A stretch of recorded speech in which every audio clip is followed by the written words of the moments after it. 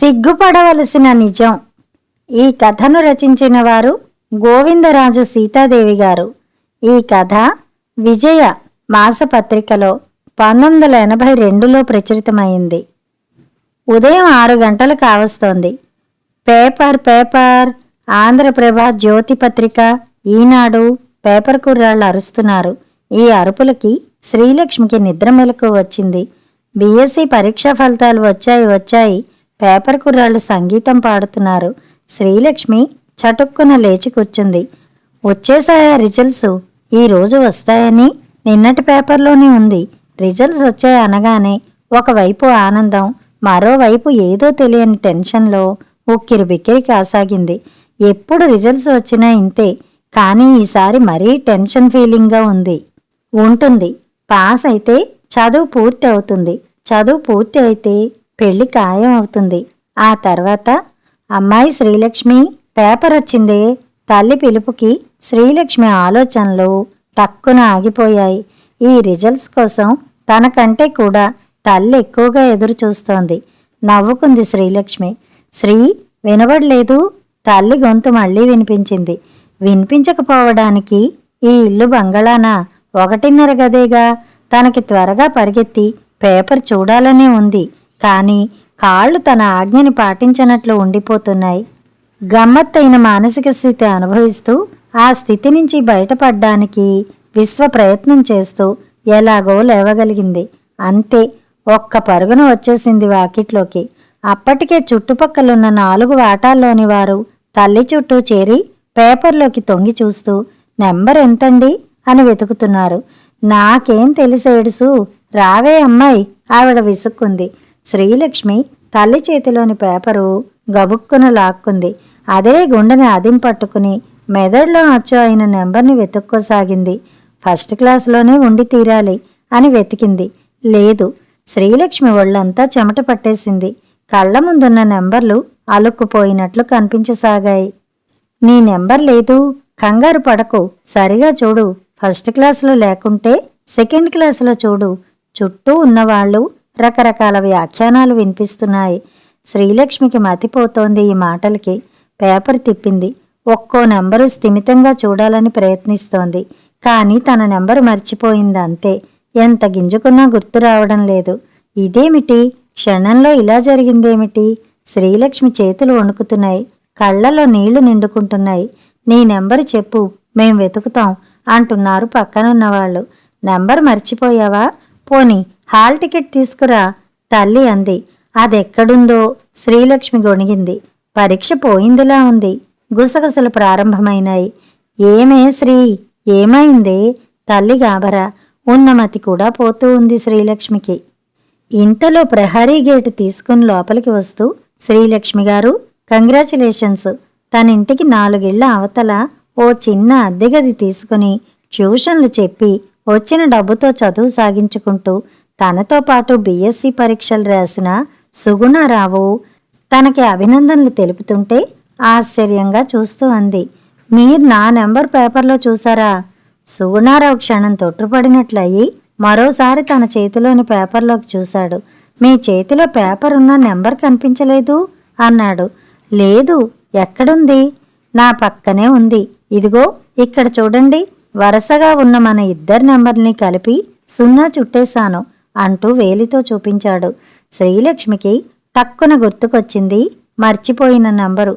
సుగుణారావు జోక్కి చుట్టూ ఉన్నవాళ్లు ఓహ్ అన్నారు. కానీ శ్రీలక్ష్మి పట్టించుకోలేదు. అతని చేతిలోని పేపరు గబాలను లాక్కుని తల్లికి చూపిస్తూ అంది. అమ్మా, నేను పాస్ అయ్యాను. అయితే ఫస్ట్ క్లాస్ కాదు, సెకండ్ క్లాసు. ఏదో క్లాసు. పాస్ అయ్యావు, అంతే చాలు. ఆవిడ తృప్తి పడిపోయింది. ఇరుగు పొరుగు శ్రీలక్ష్మికి అభినందనలు తెలిపి వెళ్ళిపోయారు. సుగుణారావు తను పాస్ అయ్యానన్న మాట వినిపించుకోకున్నా కనీసం తన పేపర్ అన్నా తిరిగి ఇచ్చేస్తే చాలని నిల్చున్నాడు. శ్రీలక్ష్మి అతన్ని గమనించలేదని మనసు చివుక్కుమన్నా భరిస్తూ వెనక్కి తిరిగి వెళ్ళిపోయాడు. అమ్మా, స్నానం చేసి మా లెక్చరర్ భారతికి ఈ వార్త చెప్పి వస్తాను. తల్లి ఇచ్చిన కాఫీ తాగుతూ అంది శ్రీలక్ష్మి. వెళ్ళు, కానీ ముందు గుడికి వెళ్ళు, తర్వాత మరెక్కడికైనా వెళ్ళు. శ్రీలక్ష్మి నవ్వేసింది. పిచ్చి అమ్మకి మనుషుల మీద కంటే దేవుళ్ల మీదే నమ్మకం ఎక్కువ. భారతి గారు ఎంతో సాయపడ్డారు, ఆవిడ కృతజ్ఞతలు చెప్పాలి అనుకుంటూ స్నానానికి లేచింది శ్రీలక్ష్మి. వాయిల్ చీర కట్టుకుంది, జడ వేసుకుంది, ముఖాన ఎర్రని తిలకం దిద్దుకుంది. అద్దంలో తన ప్రతిబింబాన్ని ఓసారి చూసుకుంది. ముస్తాబు చాలు అనుకుని తల్లి ఇచ్చిన పువ్వులు, పళ్ళు, కొబ్బరికాయ పట్టుకుని దేవాలయానికి బయలుదేరింది. రోడ్డు మీద ఉన్న నీళ్ల పంపు దగ్గర కూజాలో నీళ్లు పట్టుకుంటూ కనిపించాడు సుగుణారావు. ఎంత సామాన్య జీవితమో ఇతంది.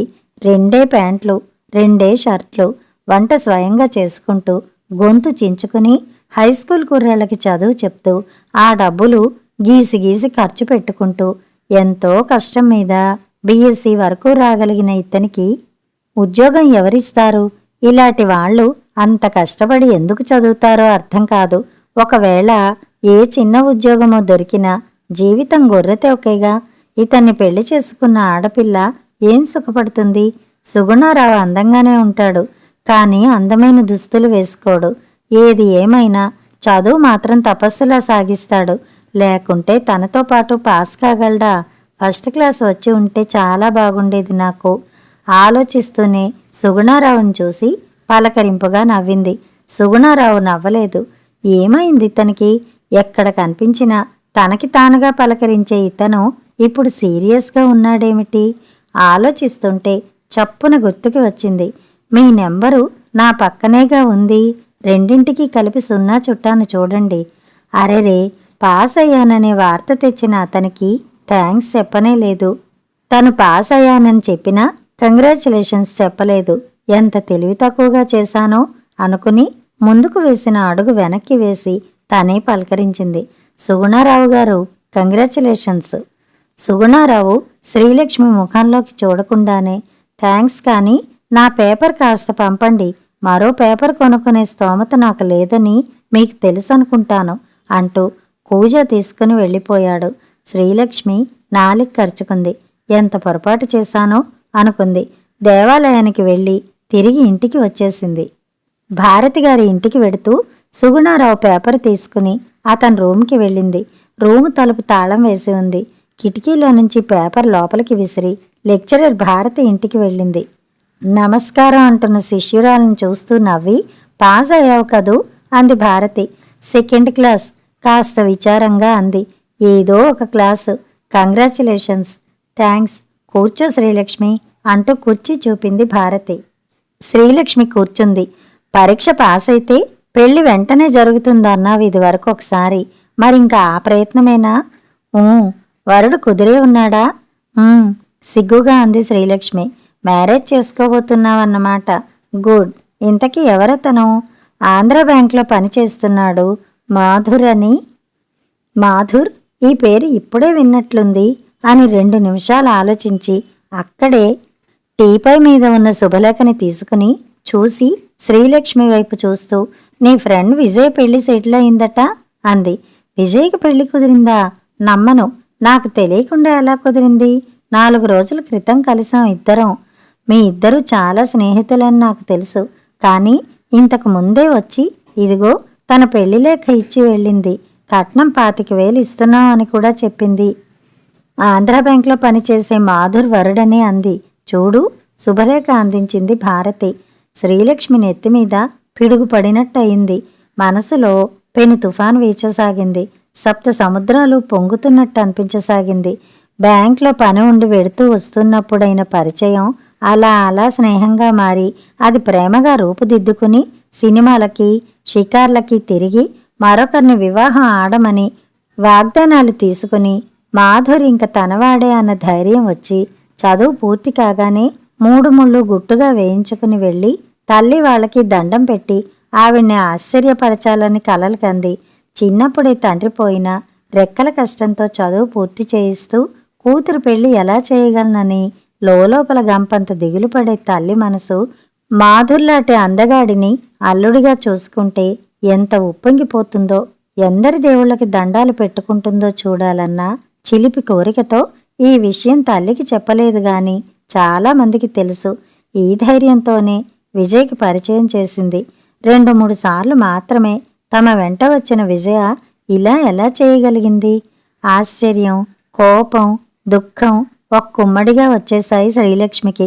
పైకి ఏడవలేక, లోపలికి మింగలేక సతమతమవడం చూసి భారతి విషయం గ్రహించింది. సారీ శ్రీలక్ష్మి, సంతోషంతో ఉక్కిరి బిక్కిరవుతూ వచ్చి నీకు బాధ కలిగించే వార్త చెప్పినట్టున్నాను. భారతి ఊరడింపుకి శ్రీలక్ష్మి దుఃఖం మరీ ఎక్కువయింది. వెక్కి వెక్కి ఏడుస్తూ విషయమంతా వివరంగా చెప్పేసింది.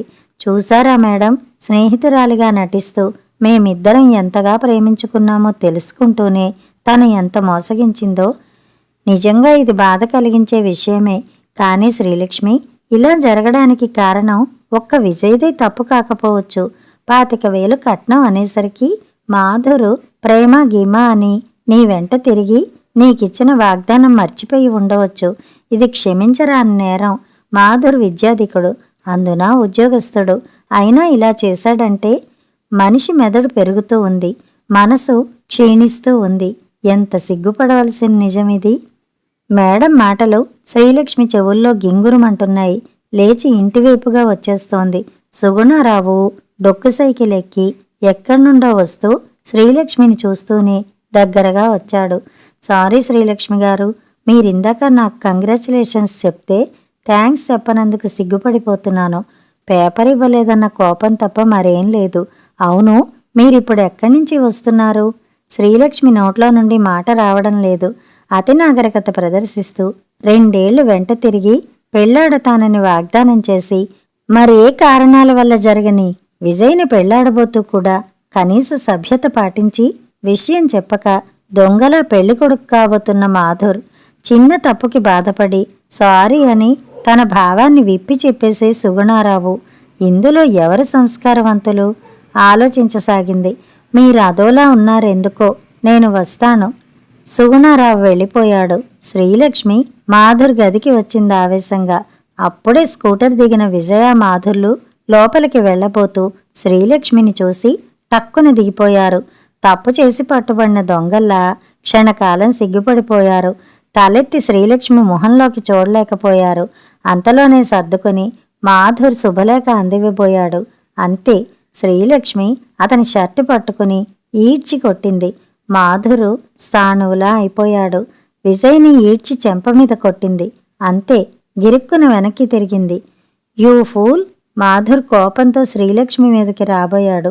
రివ్వున వెనక్కి తిరిగి శివంగిలా మీదకి రాబోతున్న శ్రీలక్ష్మిని చూసి గజగజలాడాడు. వెనక్కి తగ్గాడు. దొంగతనానికి దొరతనానికి ఇంతే ఇంతే తేడా అనుకుంటూ చకచక నడిచి ఇంటికి వచ్చేసింది. పెద్ద పెట్టున వస్తున్న ఏడుపును ఆపుకుంటూ మామూలుగా ఉండాలని ప్రయత్నించసాగింది. సాధ్యం కావడం లేదు. కొన్నాళ్లు గడిచిపోయాయి. సుగుణారావు పేపర్లో చూసిన ప్రకటనలకి అప్లికేషన్లు తను పెడుతూ శ్రీలక్ష్మిని పెట్టండి అని చెప్తున్నాడు. హుషారుగా ఉండే లక్ష్మి మూగదానిలా ఉండడం చూసి సుగుణారావు ఓ రోజు అడిగాడు, మీ ఆరోగ్యం బాగా లేదా? బాగుంది, కానీ మీరెక్కడికి ఎడుతున్నారు? నేను వస్తాను, తీసుకువెడతారా? తప్పకుండా తీసుకువెడతాను, రండి. నేను నడవలేకపోతే నా చెయ్యి ఆసరా ఇస్తాను, కానీ మీ కాలికేం దెబ్బ తగిలినట్లు లేదు. ఏడుపు నవ్వుగా మారింది శ్రీలక్ష్మికి. మరో నెల గడిచింది. నాకు ఉద్యోగం వచ్చిందండి అంటూ వచ్చాడు సుగుణారావు. నిజం అంటున్న శ్రీలక్ష్మిలో ఏదో మార్పు వచ్చినట్లు గ్రహించాడు. అదేమిటో మాత్రం అర్థం కావటం లేదు. మీరు చెప్తున్న ట్యూషన్లు నాకు ఇప్పిస్తారా? తప్పకుండా. మీ గదిలో నాకు కాస్త చోటిస్తారా అన్న మాట చాలాసేపటి వరకు అర్థం కాక, అయిన తర్వాత ఆశ్చర్యానందాలతో ఉక్కిరి బిక్కిరి అయినట్లుగా చూశాడు సుగుణారావు. కథ సమాప్తం.